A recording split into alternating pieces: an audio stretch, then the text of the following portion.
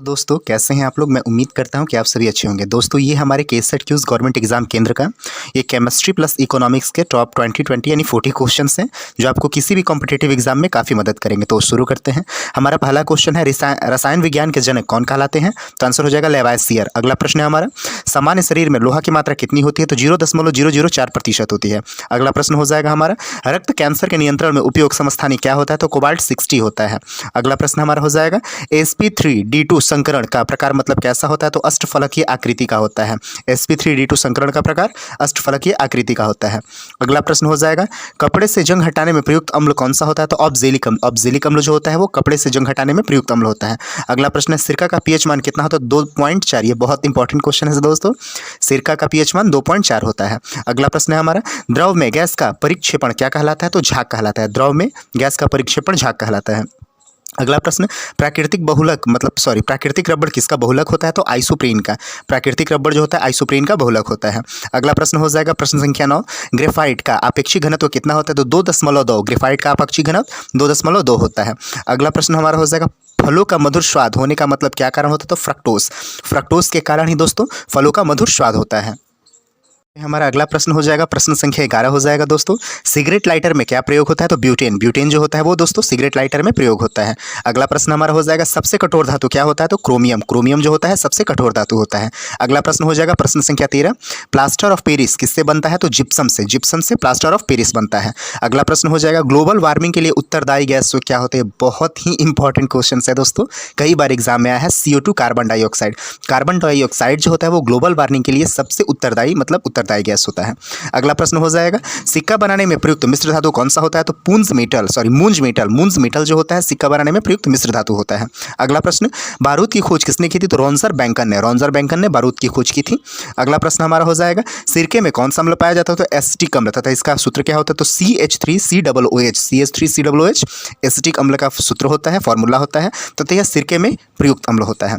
अगला प्रश्न हमारा हो जाएगा 1 किलोग्राम शहद में से कितनी ऊर्जा प्राप्त होती है। तो 3500 कैलोरी। 1 kg शहद से हनी से 3500 कैलोरी ऊर्जा प्राप्त होती है। अगला प्रश्न हो जाएगा प्रश्न संख्या 19 कार्बन का नैनो प्रतिरूप क्या होता है। तो ग्राफीन। ग्राफीन जो होता है कार्बन का नैनो प्रतिरूप होता है।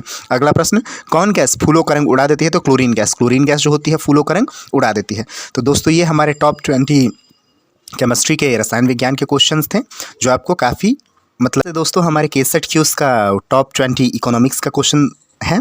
तो शुरू करते हैं। पहला प्रश्न हमारा है भारत में डीजल इंजन का पहला कारखाना कहाँ पर खुला था। ये बहुत ही महत्वपूर्ण प्रश्न है दोस्तों।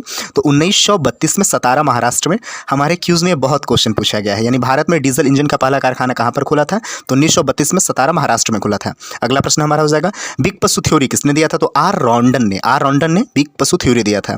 अगला प्रश्न हो जाएगा भारत में सर्वाधिक नगरीकरण किस राज्य में हुआ है। तो गोवा राज्य में है दोस्तों। गोवा राज्य में भारत में सर्वाधिक नगरीकरण हुआ है। अगला प्रश्न हमारा हो जाएगा दास कैपिटल पुस्तक के लेखक का क्या नाम है। तो कार्ल मार्क्स। दोस्तों ये भी इंपॉर्टेंट प्रश्न है। यानी दास कैपिटल पुस्तक किसने लिखा है, इसके लेखक का क्या नाम है। तो कार्ल मार्क्स ने लिखा है। अगला प्रश्न हो जाएगा व्यय कर सिद्धांत के प्रतिपादक कौन थे। तो केल्डार जो थे वो व्यय कर सिद्धांत के प्रतिपादक थे। अगला प्रश्न हो जाएगा अर्थशास्त्र आदर्श विज्ञान है किसका कथन है। तो मार्शल का जो कथन है वो अर्थशास्त्र आदर्श विज्ञान है, यही कथन है। अगला प्रश्न है हमारा कोल इंडिया लिमिटेड महारत्न कंपनी का मुख्यालय कहाँ पर है। तो दोस्तों ये कोलकाता में इसका मुख्यालय तथा इसकी स्थापना 1975 में हुई थी। ये बहुत इंपॉर्टेंट प्रश्न है। यानी 1975 में कोल इंडिया लिमिटेड महारत्न कंपनी की स्थापना हुई थी तथा इसका मुख्यालय कोलकाता वेस्ट बंगाल में है।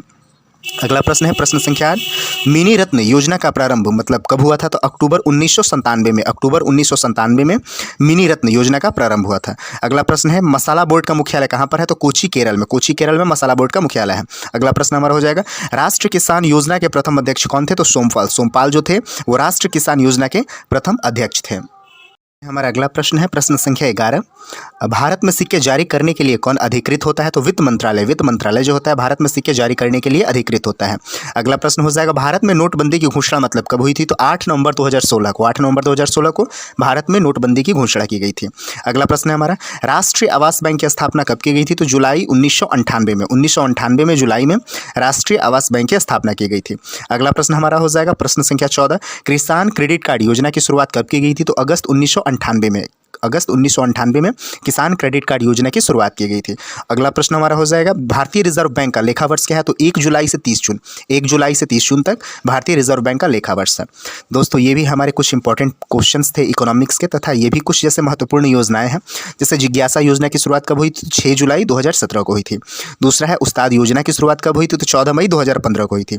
पीएम किसान योजना की शुरुआत कब हुई थी? तो 1 दिसंबर 2018 को हुई थी। नमामि गंगे की शुरुआत कब हुई थी? तो 1 मई 2016 को हुई थी।